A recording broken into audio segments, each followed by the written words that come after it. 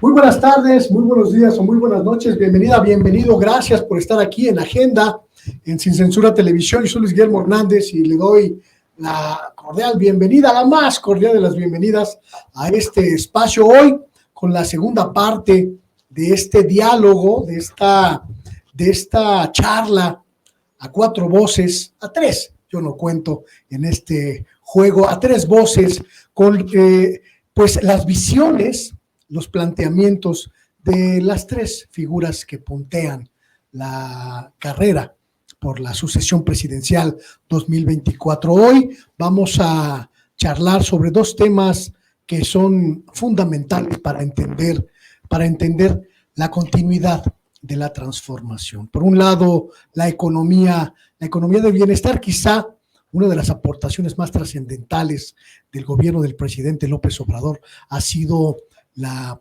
revolución presupuestal que trasladó el gasto público, el gasto del gobierno a las áreas de la recuperación social para millones, decenas de millones de mexicanas y mexicanos que hoy tienen una nueva perspectiva de vida con los apoyos de programas sociales, con la recuperación de las estructuras de sanidad, de educación pública, etcétera. Y también la materia quizá más sensible del gobierno federal, la seguridad pública. ¿Qué hacer con el ejército mexicano? ¿Qué hacer con la Guardia Nacional? Y para ello, continuamos esta charla con los tres políticos, las tres figuras que nos acompañaron el día de ayer. El diputado Daniel Cibaja, también está con nosotros Ricardo León Carabeo y también César Cravioto. Muchas gracias por continuar en esta charla.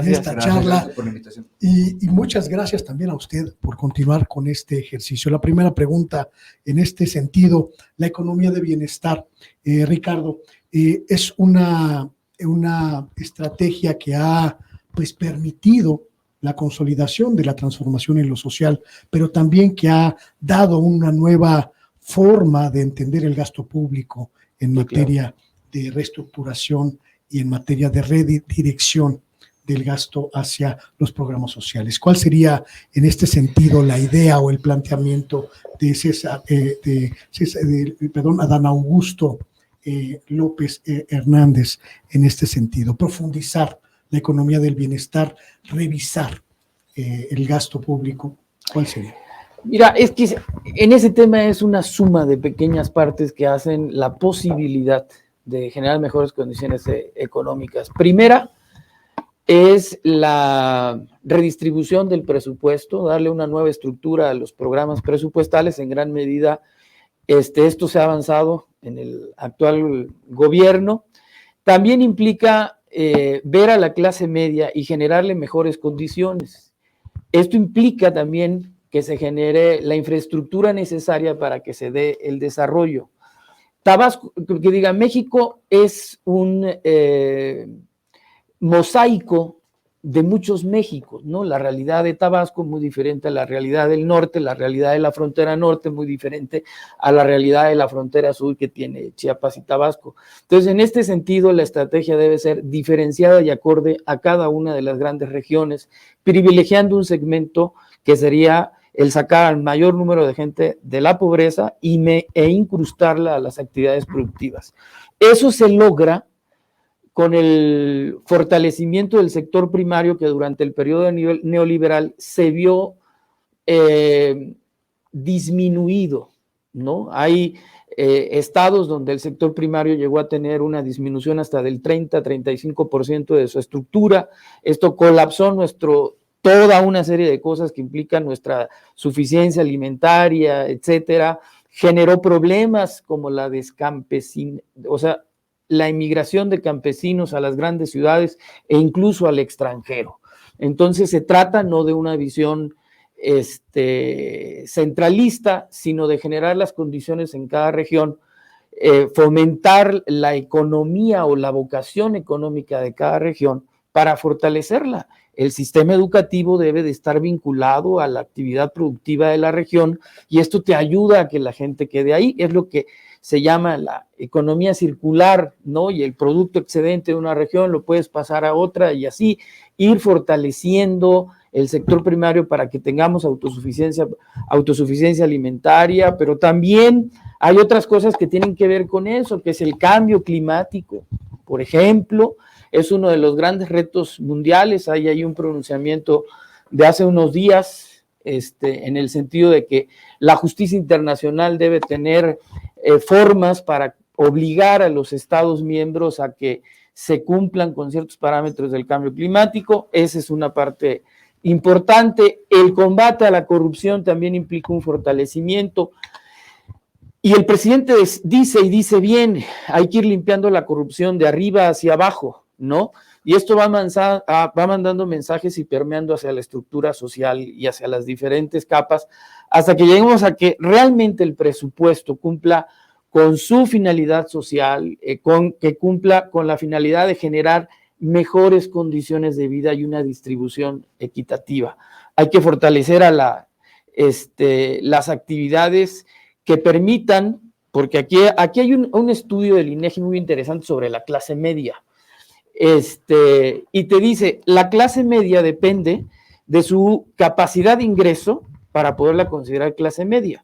Entonces, lo que tenemos que hacer es cómo se genera esta mejor capacidad de ingreso con educación a largo plazo, inmediatamente, y también en esta mejor calidad de vida, teniendo un mejor sistema de salud, sí el mejor sistema educativo, sí la infraestructura urbana y rural. Hay clase media en las ciudades y también en la clase media rural.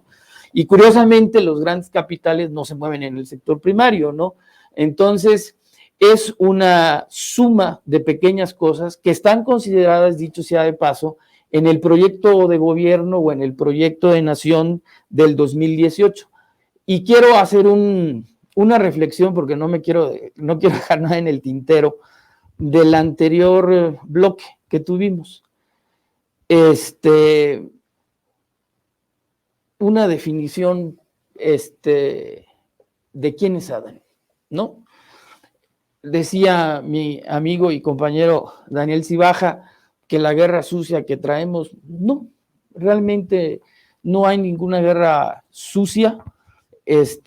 Yo invitaría a que se revisaran las redes sociales, etcétera, y vean quiénes retuitean noticias falsas para que se den cuenta quiénes son los que traen la guerra sucia.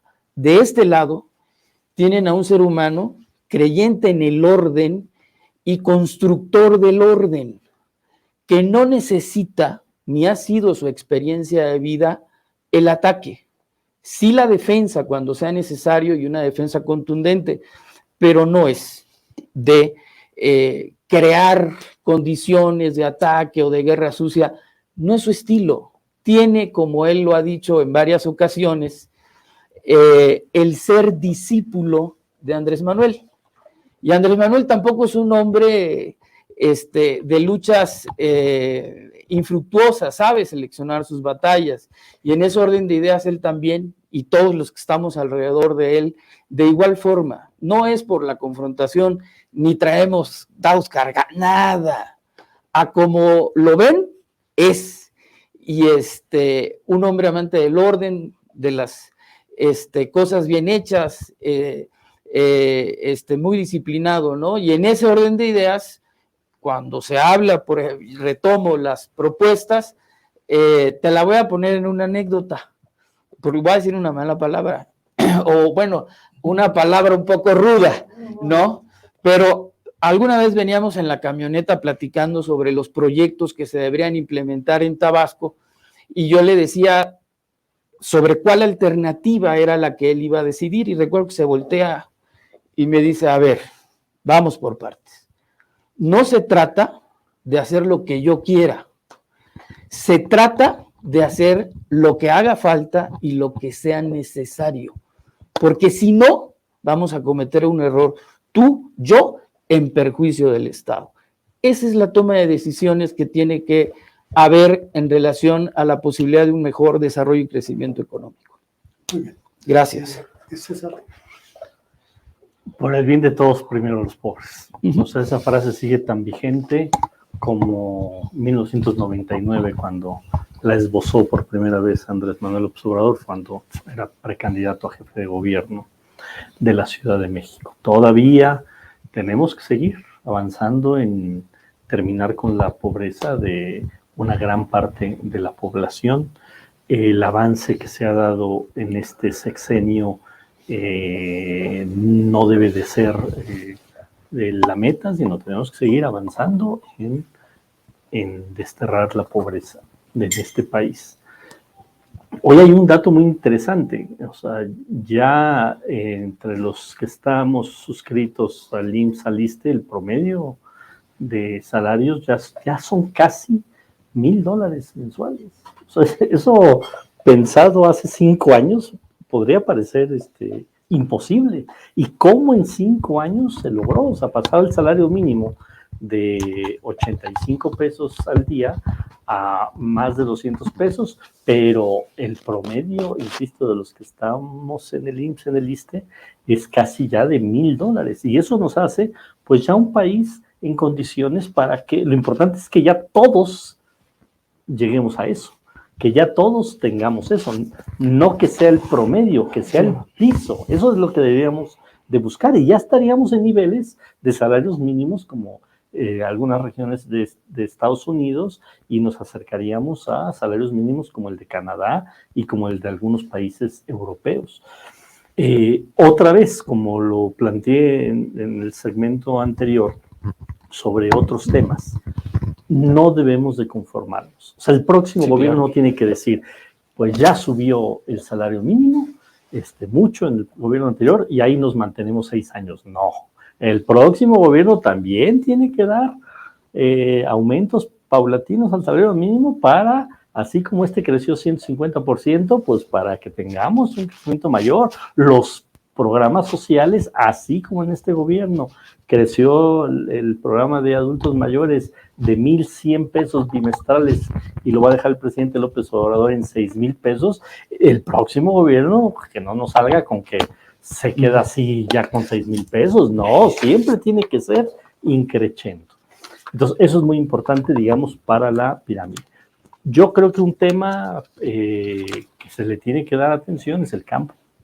Se le dio atención en este gobierno, pero se tiene que profundizar las políticas del campo. A todos nos conviene que el campo mexicano tenga recursos, que el campo, que los que siembran los alimentos de las y los mexicanos tengan condiciones de vida para que sus hijos vayan a la escuela, que haya espacios de educación, de salud en los propios municipios agrícolas del país. Me parece fundamental.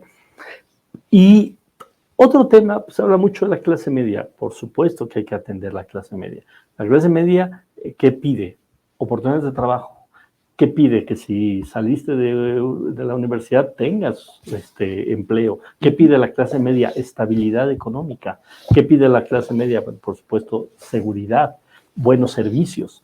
Pero también la clase media ya debería de poder empezar a pedir y empezar a utilizar, por ejemplo, educación pública. Porque si hay una buena educación pública, pues ya la clase media no tendría que pagar educación privada.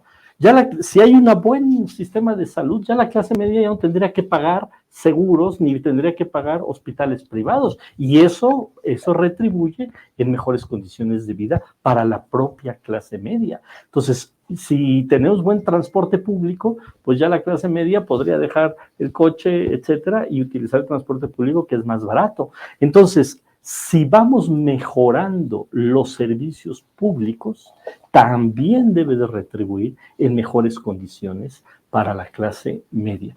Por supuesto, también el próximo gobierno no puede salir con que se acabó la austeridad, porque la austeridad no solo es un asunto, no solo es un asunto ideológico, es un asunto de pesos y centavos. Si volvemos a hacer secretarías, subsecretarías, y le podemos dar a nuestro compadre el cargo, porque no cupieron todos mis cuates que me ayudaron en la campaña, y volvemos a crecer el aparato burocrático, pues entonces dejamos de tener dinero para todo esto. Entonces, el tema de que haya un gobierno austero ayuda, por supuesto, que repercute en esto que estamos hablando de mejores condiciones de vida para la mayoría de los mexicanos. Programas, por ejemplo, como el que instauró la jefa de gobierno aquí de Mi Beca para Empezar, tendría que ser nacional. Hoy se apoya a una parte de estudiantes de preescolar, primaria y secundaria a nivel nacional, pero no a todos. Hoy se apoya a los de la prepa, hoy se apoya a los de la universidad, pero nos falta esa base y por supuesto que se tiene que hacer, y programas para que también las mujeres, sobre todo las mujeres que llevan la batuta en sus familias, pues también tengan mejores condiciones de vida. Son algunos de los planteamientos que podemos esbozar. Muchísimas gracias, Daniel. Sí, México y el mundo va a estar ante una oportunidad única. El famoso nearshoring, que es el estrés geopolítico, es decir, al China convertirse en el gran competidor de la economía de Estados Unidos, hasta en un reacomodo industrial y empresarial. Es por eso que hemos visto el tema de Tesla, hemos visto las inversiones también de Kia, y ante ese fenómeno, este gobierno va a tener una oportunidad única, histórica, yo creo que como ninguno antes. Hay que generar condiciones para que esas inversiones aterricen en México, obviamente, como dice César, con un marco de ley regulatorio en beneficio del pueblo, ¿no? No nos vamos a dar concesiones por darlo. Pero me parece que eso sí es un tema histórico que si no lo vemos, si no lo analizamos, podemos perder la oportunidad para que haya bienestar para la gente. El tema que hizo el presidente, que yo creo que es histórico y no lo hemos visto, es el tema de la reforma del outsourcing. Por eso lo que comentas es, antes pues las empresas no pagaban o te daban de alta con un sueldo muy bajo y te pagaban por fuera. Eso lo logró el presidente Andrés Manuel y me parece que por ahí debe seguir en beneficio de la gente trabajadora. 2, el tema del salario mínimo y la democracia sindical, creo que es fundamental aprovechar todas las cláusulas que te da el TECMEC para utilizar esos instrumentos internacionales en beneficio de la gente. Qué bueno que hoy, por ejemplo, la gente en Chevrolet vaya y vote sindicalmente, porque eso influye en tus derechos laborales. Antes te ponían el jefe charro, ¿no? El sindicato blanco. Ahora, ese tema de acción me parece que están encaminadas bien. Y al tercer punto, que creo que es un tema que hay que ahondar más, es el famoso la repartición de las utilidades, ¿no? El PTU famoso, que sin duda es algo que al trabajador de abajo sí le afecta, ¿no? Las empresas regularmente marcan, ahorita está en esta etapa, justo en mayo, la repartición, me parece que debe haber un marco regulatorio. En función de eso, nosotros sí creemos que ante esta oportunidad histórica, pues necesitamos generar más y mejores condiciones de inversión extranjera directa, de inversión productiva y de inversión en infraestructura. Es decir, hay que regionalizar el país, hay que invertirle más a los que menos tienen, eso se llama progresismo, y cobrarle más a los que más tienen, ¿no? Eso también yo siempre he dicho, eso es un gran éxito de la ciudad, porque la gente que tiene alberca y gasta más agua paga igual que el que de Iztapalapa, ¿no? En la ciudad paga más el que más tiene, paga más el que más tiene agua. Eso tenemos que ir, el tema de los ingresos estatales como Estado, me refiero, no estados como entes federativos, tiene que cambiar, tiene que haber una reforma fiscal en beneficio de los más desfavorecidos. Es decir, el presidente ya avanzó, ya le cobra a los que antes no pagaban, ya le cobra, ya no hay excepciones fiscales, pero no se puede acabar ahí. Tiene que haber que en el top 10 de la riqueza mexicana es la más desigual. Es decir, Slim paga los mismos impuestos que una persona que gana 30,000 pesos. No puede suceder eso. Tiene que haber un tema que es inclusive medio radical, pero que yo estoy a favor: impuestos a la riqueza, impuestos a las herencias, y no vamos a darle un impuesto a la gente que gana o que tiene una herencia de 600,000 pesos, no, grandes fortunas, ¿no? Más allá de 15, 20 millones de pesos tiene que haber ese impuesto. ¿Para qué? Para que el Estado pueda redistribuir más el gasto. No solamente es crecer, sino redistribuir la riqueza. Es decir, esto que nos dijo los neoliberales de que iba a haber acumulación y se iba a desparramar y iba a llegar a los de abajo, nos damos cuenta que no es así. Sin embargo, sí tiene que existir una política industrial sectorial para esos temas, que hoy entiendo el presidente se enfocó a una agenda prioritaria mínima, pero el próximo gobierno tiene que ir hacia allá, tiene que haber una reindustrialización del país, sin duda. Ya lo decías, el país está convirtiendo en un país de sectores, de servicios, no de primarios. Ya dejamos de ser este país que ahí está enfocado, ¿no? Repito, somos una potencia, por ejemplo, en el tema industrial, en el tema de los carros que se hacen hoy en Puebla, que se hacen en Cuautitlán Izcalli, ni siquiera se quedan en México, ni siquiera en Estados Unidos, se van al mercado europeo. Y me parece que en función de eso, si no vemos a esto como un círculo virtuoso en el cual la gente tiene más oportunidades, como hay más oportunidades, tiene empleo, como tiene empleo, tiene más ingreso, como tiene ingreso, tiene más bienestar, como tiene más bienestar, hay más seguridad, y como hay más seguridad, hay más paz, y como hay más paz, hay más desarrollo. Si no lo vemos como ese ciclo que es un poco, puede sonar un poco etéreo, no vamos a avanzar en esa materia. Me parece que sí debe de haber, ya puso el presidente el piso, pero debe haber una política de empleo todavía aún mayor. Sí debe de haber mejores y más mecanismos para que México reciba más y mejor inversión directa, que esa inversión no se vaya a colonizar a las comunidades indígenas ni vaya en contra de ellos, sino al contrario, vaya en beneficio de ellos y vaya en beneficio de que haya lo que decíamos, más desarrollo y menos pobreza. Creo que eso es lo que todo mundo queremos, eso es lo fundamental, pero en este tema, si no hacemos un tema en verdad, de abonar más al tema del cooperativismo, me parece que las sociedades y el desarrollo económico deben ir de abajo hacia arriba, no de arriba hacia abajo. Si en verdad no generemos más derechos para los trabajadores, si en verdad no generamos más y mejor empleo, poco vamos a avanzar. Y México está ante esta oportunidad histórica de esta reacomodo, porque se escucha muy choro eso del nearshoring, reacomodo del estrés geopolítico, todo el mundo va a buscar dónde invertir, vamos a tener que disputar las inversiones entre México, Brasil, Ecuador, ¿no? ¿Por qué? Porque China está creciendo, le va a competir a Estados Unidos y Estados Unidos va a necesitar un mercado. Y ese mercado tiene que ser con derechos laborales, tiene que ser con más y mejores ingresos, con democracia sindical y lo más importante, pues que en verdad se redistribuya el ingreso. De nada nos va a servir que ganen más los que tienen más. Lo que hay que hacer es que ganen más los que tienen menos. Eso es lo fundamental y eso es una política progresiva del empleo. Muy bien. Una de las agendas más urgentes en la cuarta transformación fue, sin lugar a dudas, la materia de la inseguridad. Un país que durante 12 años estuvo prácticamente sometido a un régimen de sangre y de muerte que destruyó una buena parte del tejido social y que pues confinó a la violencia a una buena parte del territorio nacional. Este gobierno ha puesto un énfasis en la política de los abrazos y no balazos para reconstruir este tejido social roto, pero también ha enfrentado desafíos en muchos casos porque el crimen organizado penetró en las estructuras de seguridad. Se echó mano del ejército para reconstituir la Guardia Nacional, pero el proyecto central del gobierno del presidente López Obrador fue echado abajo por la oposición, tanto en el legislativo como en el Poder Judicial. ¿Qué hacer a partir de 2024 con esta agenda que, si bien ya no está en los niveles en los que estuvimos hace 6 u 8 años, 10 años, sigue siendo parte de este problema, César? Bueno, yo creo que la estrategia que se ha implementado en la cuarta transformación es la correcta, atender las causas.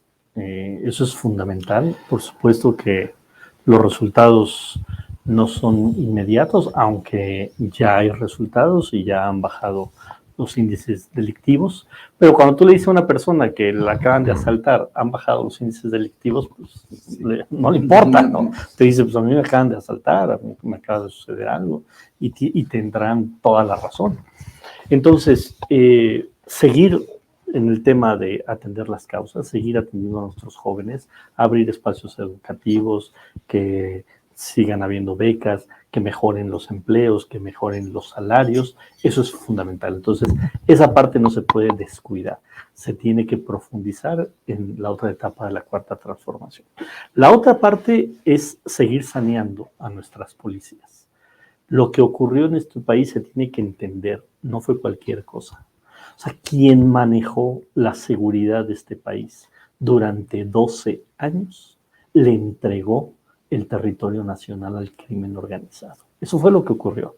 O sea, no fue una mala estrategia de Calderón y de Fox, fue una estrategia planeada para ellos recibir millones y millones y millones de dólares y ellos entregar territorio nacional al crimen organizado. Así se encontró. Y lo ha dicho el presidente varias veces. La verdad es que yo me encontré una seguridad mucho peor y corporaciones mucho peor de las que me imaginaba. Por eso recurrir y fortalecer con el tema del ejército. Creo que si seguimos esos dos caminos, o sea, profundizar, mejorar las causas, para que no haya las causas de... Hoy prácticamente el Estado mexicano se tiene que disputar con el crimen organizado a nuestros jóvenes. Cada joven que siga en la escuela, cada joven que tenga una beca, cada joven que tenga espacios recreativos, cada joven que tenga acceso al deporte, a la cultura, se lo estamos arrebatando al crimen organizado. Cada joven que se pierde en ese camino nos lo está ganando el crimen organizado. Esa es la disputa. Entonces, seguir por esa vía, seguir por la vía de limpiar las corporaciones policíacas. Y hay un tercer tema que se está avanzando, pero creo que con más lentitud, que no haya impunidad. Y ahí viene el tema del Poder Judicial. O sea, se meten a la cárcel a delincuentes, se amparan y salen. Se meten a la cárcel a narcotraficantes, se amparan y salen. O sea, por eso es tan importante y todos los que nos están viendo tienen que entender esa parte. No es una disputa con el Poder Judicial por un tema político. El Poder Judicial se tiene que sanear porque nos está pegando a la seguridad de los mexicanos. No es de que si nos caiga mal Norma Piña o los ministros o los... No, es que están cometiendo errores garrafales con intención o sin intención, que están haciendo que le pegue a la gente. O sea, esto de que se regresan fortunas a gente que lo hizo por la corrupción, o peor aún, fortunas que se hicieron con la sangre de los mexicanos, pues no es un agravio al presidente de la República, a los de la 4T, es un agravio al pueblo de México. Entonces, tenemos que seguir construyendo. Afortunadamente logramos pasar esta reforma donde por lo menos las Fuerzas Armadas van a estar hasta el 2028 ayudando. Eso fue una barbaridad, lo que hizo la oposición de votar en contra, pero por lo menos le damos margen a la próxima presidenta de la República o próximo presidente de la República a que tenga 4 años más o 3 años más, hasta el 27, 3 años más, el que puedan contar con las Fuerzas Armadas en tareas ayudando a la seguridad pública. Entonces, y bueno, y seguramente, por ejemplo, lo que se ha hecho en la ciudad, se ha avanzado más que en otros estados de la República con la estrategia que ha implementado la doctora Claudia Sheinbaum, pues también se tiene que llevar a lo largo y a lo ancho del país. Y yo creo que con esos puntos vamos a seguir avanzando, vamos a seguir generando mejores condiciones. Y ya nada más el tema de los abrazos y no balazos, que también se entienda. No era abrazos a la delincuencia, era de nada sirve toda esa estrategia de muchos balazos porque no nos sirvió al país. A eso se refería el presidente de la República y es un tema que le sigue dando la oposición con mentiras y mentiras diciendo que por eso es el tema de la inseguridad. Pero vamos avanzando y vamos a tener que seguir avanzando y por supuesto que en el próximo sexenio tiene que dar un avance mucho mayor al tema de la seguridad porque si no la sociedad nos lo va a cobrar y nos lo va a recriminar. Muy bien, Daniel. Sí, coincido con muchos temas que comenta César. Nosotros ahí también sí creemos que el tema de la Guardia sin duda es un buen camino por el cual está encaminado la política del presidente. ¿Por qué? Porque el nivel de fuerza, es el mejor argumento que yo he leído, el nivel de fuerza con el cual te ves allá afuera. Yo soy, por ejemplo, de Ecatepec. Es imposible que la policía municipal, por más recursos que tenga, por más profesionalismo que tenga, pueda hacerle cara a lo que hoy en día ya existe en Ecatepec, en el tema de delitos. Entonces, ante eso me parece que la Guardia es un gran aliciente que tenemos que fortalecer, pero de la mano de las policías estatales y policías municipales. Hace poco yo leía una entrevista de Omar García Harfuch y le preguntaban, ¿no?, por qué él había sido exitoso. Y leía, es un compendio de varias personas expertas, y todo este es un tema, las policías estatales. Mientras a nivel estatal como entidad federativa, la ciudad ha demostrado, porque tiene una policía profesional bien pagada, una policía de proximidad, una policía de investigación muy eficaz, a nivel estatal eso se ha olvidado. Me parece que debemos ir hacia allá, hacia exigirle a los gobiernos estatales una más y mejor coordinación, una más y mejor profesionalización. Y ahí también diría un tema que tal vez va a generar debate, pero lo digo, yo sí creo que debemos de apostar por una policía más civil. Sí, con la Guardia, lo que existe, pero hoy en día el único secretario que existe en gobiernos morenistas no militar es Omar García Harfuch. Y aquí están los resultados, me parece que son a la vista de todos muy buenos. Cuando Marcelo fue jefe de gobierno hizo lo mismo, desde el 2000 con Andrés Manuel, antes de esto que pasó en Tláhuac, demostró que una policía eficiente sí se puede hacer, una policía, primero, con tres tipos. Primero hay que regresar el valor a la policía, que los policías tengan un valor social. Eso también lo ha hecho muy bien Edgar Amador Neza, un sociólogo del Colmex, que me parece que la policía estatal, o bueno, municipal más profesional de todo el país está en esa. Y siempre que a mí me dicen, no, eso no se puede, los municipios, no. Bueno, ahí está, sí se puede, con un plan institucional, con profesionalización, sí se puede regresar ese valor social a los policías. ¿Qué ha pasado en esa y en otras entidades como en Escobedo y en otros lugares? La policía, el policía sí tiene un valor agregado en la sociedad, sí te contacta, tienes un WhatsApp con él, es parte de tu entorno. Eso creo que tenemos que hacerlo.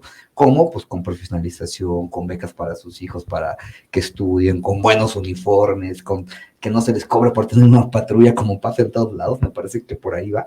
Dos, creo que tiene que haber un tema de tecnología, como también pasa en la ciudad, a través de los C5 y las cámaras. Es impresionante el nivel de profesionalización que tiene la policía de la ciudad, que tiene un tema agregado que me parece que ahí debemos de abonar en eso. Las policías tienen que tener la capacidad de investigar. Eso apenas lo están haciendo varios, la policía de la ciudad también lo hace. Es decir, anteriormente el policía hacía la investigación, pero él no podía investigar más allá de lo que le atribuía. Entonces lo parecía a la fiscalía y ahí era donde, como bien dice César, pues ahí era el problema de la situación. Creo que ahí esos tres ejes, Luis, deben de ser fundamentales en la nueva política de seguridad.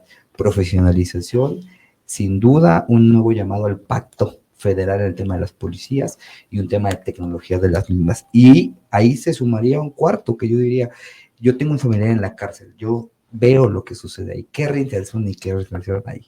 No hay nada. Creo que es algo que nos hemos quedado muy lejano. El poder, Arturo Saldívar trató de hacer algo a través ahí de la Defensoría con un compañero, Sandoval, que me parece que va por buen camino, pero ahí debemos yo creo que ahí sí debemos de generar una defensoría para toda la gente que hoy en día, Luis, está presa por una sola maldición, ser pobre. Y eso me parece que desde el Ejecutivo, sin lugar a dudas, debe de tomarse en cuenta. Yo hablaría de un nuevo sistema, el penal. No puede ser solamente ese tema, debemos de repensar más. Entiendo lo que dice el presidente, ¿no? Los de cuello blanco ahora ganaron también en la Suprema Corte y ya no son vinculados, ya pueden llevar a cabo el proceso y obviamente tienen la capacidad económica para fugarse. Entiendo perfectamente esta situación, pero me parece que ahí sí debemos de ir por eso, por la profesionalización, por más y mejor justicia. Y creo que ahí, sin lugar a dudas, si no vemos a la federación y a las entidades federativas como aliados, poco vamos a avanzar. Yo inclusive proponía que se creara un fondo participable. Antes el Fortamun, y esto servía solamente, por eso lo quitó el presidente, era una buena idea que nada más servía para enriquecerse, ¿no? Para darle contratos a tus cuates. ¿Cómo a través de un mecanismo similar generamos incentivos para que haya más y mejores policías? ¿Qué te dice el Estado? No, yo prefiero no invertir en la policía, entiendo la situación, apremiante, dices no, lo prefiero invertir en otros sectores. Me parece que un fondo así participable donde las entidades participen a través de incentivos, me parece que debe ser el camino. Yo creo que es un buen reto que tenemos por delante y sin duda la cuarta transformación tiene que abonar en eso. A invitarlos a hacer una reflexión final, una pregunta que no les había adelantado, un tema que no les había comentado, porque quería pues tenerlos aquí para hacérselas. Para que no nos preparáramos. Para que no estuvieran nada Oye, pero preparados. antes de la siguiente pregunta, la propuesta de Guardia Nacional. Todavía me falta a mí el tema de seguridad. ¡Ay, es cierto! Sí. Pues nada más, como no estábamos preparados. Ya quería aceptar tu tema sorpresa. Que se note que no tengo candidato. Gracias. Bueno, lo primero es cuidado con la cultura de García Luna. Fue el primero que propuso en un libro que yo recuerdo haber leído, sacó en 2006, el fortalecimiento de las policías municipales y estatales, porque eso implicaba una fragmentación de la estrategia nacional. El tema del narcotráfico no es un tema nuevo, hay mucha documentación y muchos autores que incluso hablan y describen a presidentes de México que van a la casa de los capos a buscar su parte del botín, ¿no? Y más que 12 años, yo creo, completamente convencido por conocer y haber participado en los temas de seguridad, que el Estado en los últimos 20 años decantó a ser un narcoestado. O sea, el hecho de que Genaro García Luna estuviera involucrado desde la época de Zedillo con Vicente Fox, con Felipe Calderón y con Enrique Peña Nieto en las actividades de seguridad e inteligencia del Estado, ocasionó la vulneración de todo el sistema. O sea, no es Genaro, es toda la cultura, contactos y vínculos que él dejó, ¿sí? Y que hoy están imposibilitando, inclusive tergiversando los trabajos de inteligencia. Por cierto que Tabasco no tiene secretario de Seguridad Pública Militar, es un civil con vocación empresarial. Y lo otro, hay que fortalecer el marco jurídico de respeto a derechos humanos de la Guardia Nacional. Creo que allá hay un debate engañoso. El hecho de que tengan una formación militar que está basada en la disciplina, en el deber, en los valores, no quiere decir que los convierta per se en transgresores de los derechos humanos, que ese pareciera el gran argumento de la oposición, pero no es así. La Guardia Nacional tiene niveles de aprobación entre 60, la Marina tiene el 80 y el Ejército Nacional tiene 70, entre la percepción de tranquilidad de la población. Sí hay que apostar a una profesionalización de las policías que están en las entidades federativas, pero también el tema de la seguridad tiene que ver con las fiscalías estatales y tiene que ver con la fiscalía a nivel nacional, la Fiscalía General de la República. Creo que ahí también hay un espacio, al igual que la Corte y al igual que la Guardia Nacional, donde se deben regenerar o establecer estrategias para fortalecer que realmente se combata. Por ejemplo, el punto más débil de la actual policía, a pesar del sistema, el nuevo sistema penal, es el informe policial homologado.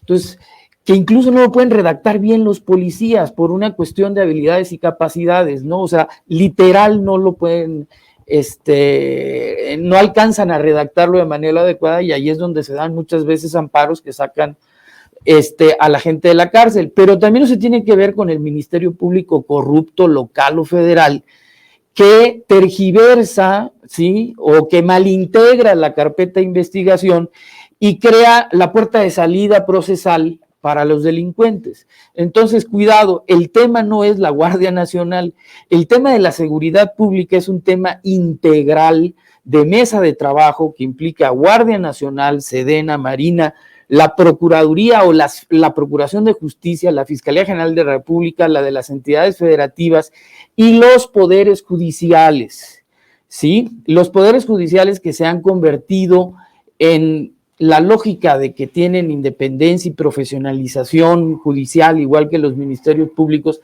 han ejercido una pequeña soberanía jurisdiccional porque sienten que no tienen mayor compromiso, se sienten muy poseedores de la verdad jurídica, ¿no? Y eso no agota que se construya, pues, la justicia. Pero sí es un tema, creo, que está a la vista. El presidente hizo la hazaña, frenó la delincuencia que venía creciendo estrepitosamente. Hoy tenemos, según los datos de las encuestas del INEGI, tenemos mayor credibilidad en las corporaciones de seguridad pública, tenemos mayor credibilidad en la Guardia Nacional, en la Marina, en la Sedena, hay mayor credibilidad y mayor tranquilidad de manera significativa en muchos parámetros que tienen que ver con la seguridad, como el transitar en una calle, como los hábitos que puedes tener como ciudadano, si caminas y dejas salir a tus hijos, si sales a tu casa después de una determinada hora. Eso es una proeza, ¿eh?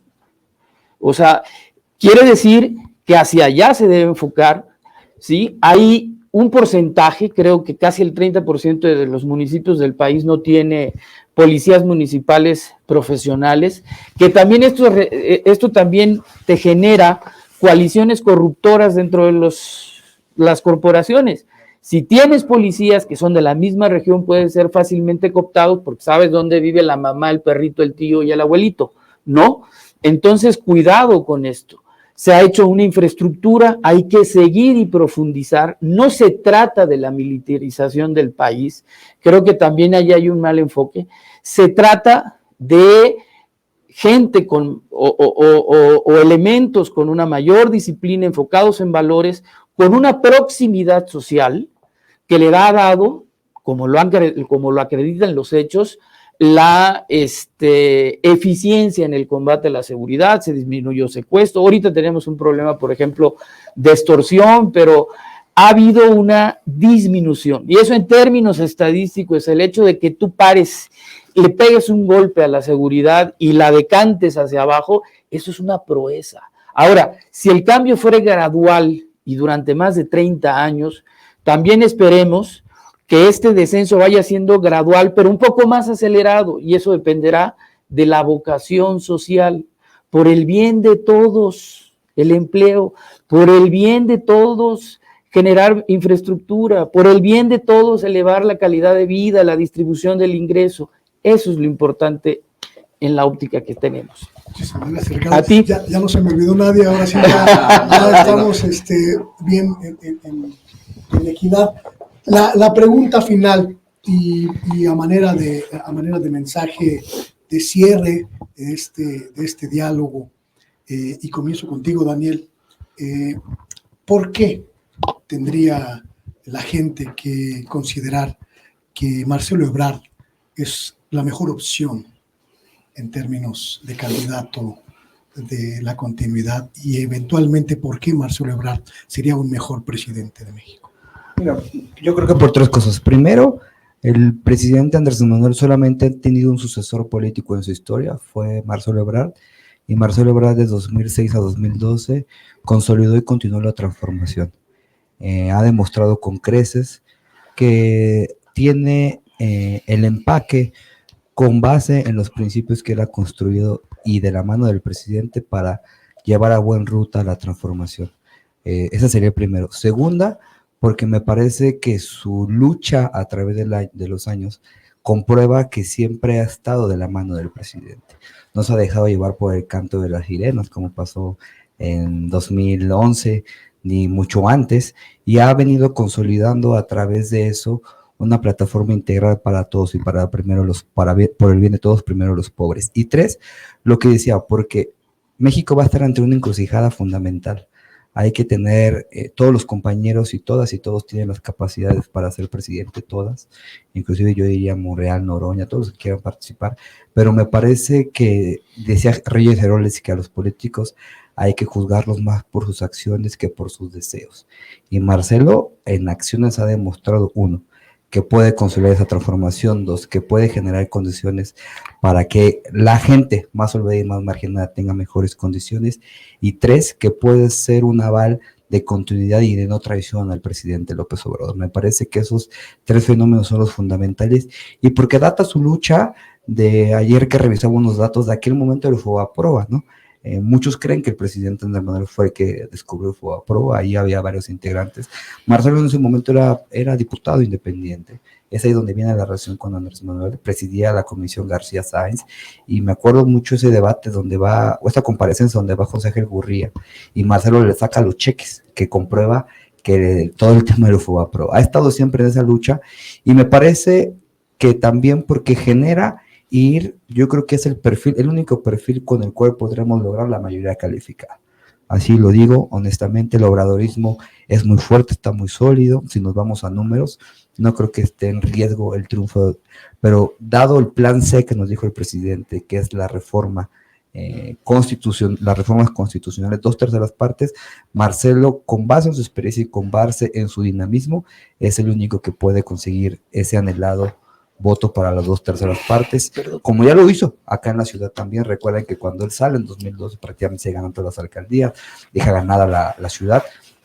Y lo más importante, porque creo que es momento de que haya un proyecto que consolide y que lleve a cabo esta gran frase que a todos nos debe retumbar y decir, no es el poder porque, es el poder para qué.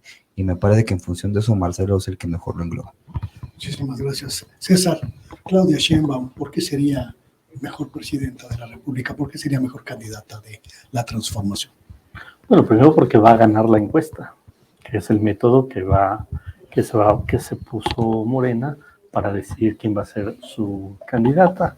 Entonces va a ganar la encuesta. Hoy el promedio de las encuestas la ponen alrededor de 10, 12 puntos arriba de los demás compañeros. Entonces es el primer paso.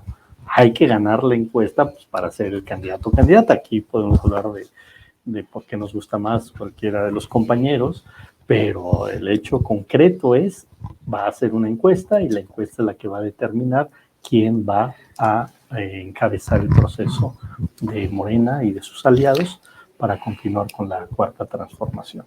Entonces, hoy, por ejemplo, o más bien ayer, sale una encuesta en un diario nacional, y no, la que sale más arriba cuando la pones a carearse con los que van arriba de la oposición, la que tiene un mayor margen de diferencia es ella. Todos ganan porque pues el proceso es contundente que va a ganar Morena, pero la que saca más porcentaje y la que supera ese 67% en algunos de los careos es Claudia Sheinbaum. Entonces, no, yo creo que la que nos acercaría más a que se consolidara el plan C, por supuesto, es que sea la que gane las encuestas, la que nos lleve a esa posibilidad. Y otros varios temas. Ha gobernado muy bien la Ciudad de México. Tiene, a diferencia de los otros compañeros, pues una formación profesional más científica, y eso ayuda. O sea, no es alguien que da un encargo y ahí deja a ver si sucede. O sea, ella es como Andrés Manuel López Obrador. O sea, está encima de los proyectos. Yo trabajé con ella en el tema de la reconstrucción, y no es de que, bueno, César, encárgate de la reconstrucción. No, vas cada semana, cada 15 días, teníamos una reunión para ver cómo iba el proceso. O sea, es alguien muy metódico. Y eso es importante. Por ejemplo, ¿cuándo habíamos visto que un presidente de la República estuviera sobre los proyectos una y otra vez? Bueno, ya el presidente López Obrador cada fin de semana va al sureste a ver cómo va el Tren Maya. Eso es gobernar, no nada más es tener buenas ideas, es saber darle seguimiento para que los proyectos, para que la obra pública funcione, porque si no, pues nada más se queda ahí a ver si los funcionarios hacen bien su trabajo. Y su trayectoria siempre en la izquierda, su trayectoria siempre de lucha, y creo que la sociedad ha visto en ella, la mayoría de la sociedad, porque insisto, eso dicen las encuestas, la mayoría de la sociedad ha dicho que todos son buenos compañeros, compañeras, pero que ella es la que más va a darle continuidad sobre la misma línea que ha trazado el presidente de la República. Y por supuesto, el tema de las mujeres. Mira, yo fui delegado político ahora en la elección del 2022 en Hidalgo y vi las encuestas. Había una pregunta que hacía el partido: ¿quién preferirías, hombre o mujer? En todos los estados la gente decía, preferiría una candidata mujer. Entonces, sí es tiempo de las mujeres. O sea, sí las mujeres han llegado a este momento de la historia o más bien la sociedad ha llegado a este momento de la historia de decir, sí queremos que sea una mujer la que conduzca, porque una mujer tiene otras aptitudes que no tenemos los hombres, tienen otra visión de muchas cosas que no tenemos los hombres, y sí, la sociedad mexicana no solo está preparada para una mujer, sino que está pidiendo que sea una mujer la que le dé continuidad a la cuarta transformación. Muchísimas gracias. Ricardo. Mira, en la visión de nosotros, esto no se trata de un derecho de sucesión, porque no es una aristocracia ni nada que se le parezca. No. Tampoco se trata de una cuestión de género. O sea, me refiero, no es el hecho de que tú digas, por ser mujer se la dan, no, porque entonces estás precisamente en una antítesis del feminismo y es reducir a una mujer a una cosa, como un producto que yo puedo vender para tener un electorado. Quisiera irme un poco más allá, en el sentido de que lo primero que hay que reflexionar es qué necesita el movimiento, qué necesita México, cuáles son las capacidades que se deben de tener para poder encauzar este movimiento y la formación que hay al lado del presidente, ¿sí? Que tiene toda una historia de lucha social, de vocación social. La construcción de Morena, no estuvieron todos los que están, ni son actualmente todos los competidores involucrados estaban con la simpatía por el movimiento de Morena, que empezó primero como una agrupación política. Hay quienes lo criticaron, quienes se burlaron del presidente y de los que estaban en ese entorno, y creo que lo primero es el nivel de compromiso con el movimiento, la vocación social de las propuestas y las capacidades que se tengan para encauzar. El año más difícil del presidente López Obrador va a ser el 7º. El año más difícil del movimiento va a ser el 7º, el 8º y el 9º, porque hay factores externos que están pegando hacia la cuarta transformación del país y se necesita tener la mente fría, no calentarse al primer hervor, ¿sí? Y conocer bien las entrañas del tejido social, las necesidades que se tienen, y en ese orden de ideas, definitivamente, yo estoy plenamente convencido de que será Adán. Y lo otro, lo de las mediciones. Pues hace 6 años, pues, con todo respeto, pero la licenciada Claudia estaba, perdón, la jefa de gobierno no estaba dentro de las preferencias punteras, ¿no?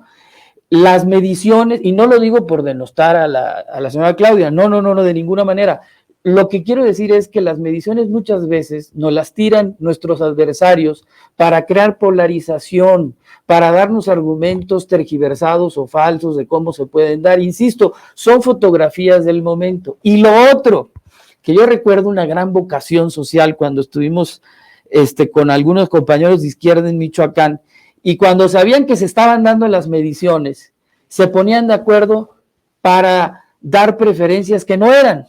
Esa es una actitud muy de izquierda, para no dejarse leer en el movimiento, ¿no? Entonces yo creo que hey, tranquilos, vamos viendo qué pasa a futuro, todos son competitivos en la óptica de cada uno, pues su candidato va a ser el mejor, pero yo sí creo, plenamente convencido, de que necesitamos a alguien que conozca el movimiento, que tenga vocación social y que tenga vocación política de generar acuerdos en todos los estratos sociales. Y ese solo es Adán. Muchísimas gracias. Quiero darle las gracias a los 3 invitados, a Daniel, a Ricardo, a César, por este ejercicio que me parece que puede ser muy útil para usted que pueda identificar las sutiles diferencias, las profundas diferencias, si las ve, que pueda identificar las coincidencias, pero sobre todo que pueda identificar las plataformas, los proyectos, los planteamientos que ya empiezan a esbozar lo que yo considero que son los 3 candidatos punteros a la elección, para la elección presidencial de 2024. Este diálogo busca principalmente que usted conozca a profundidad lo que no va a conocer en los medios tradicionales, lo que no va a conocer en los medios privados y mucho menos en los espacios que hoy dinamitan o intentan dinamitar a la cuarta transformación, que es la esencia de los candidatos y sus proyectos. Así que esperemos que haya sido un diálogo útil y le agradezco a los tres caballeros. Gracias por la invitación. Y está abierto el espacio Sin Censura Televisión en lo general y el espacio de En Agenda en particular. Ya lo dijimos antes, nosotros no nos vamos a decantar por ninguna de las corcholatas. Queremos que las tres, al menos, ya les había yo dicho, las que yo ya considero las punteras y que difícilmente podrán sumar alguna más a estas alturas del partido, tengan las mismas posibilidades de expresarse en este espacio. Nuestro trabajo es mostrarles a ustedes las voces de todas, de todos, para que usted sea quien tome la decisión final. Muchísimas gracias. Nos vemos mañana. Póngale una agenda a las 6 de la tarde. Hasta pronto.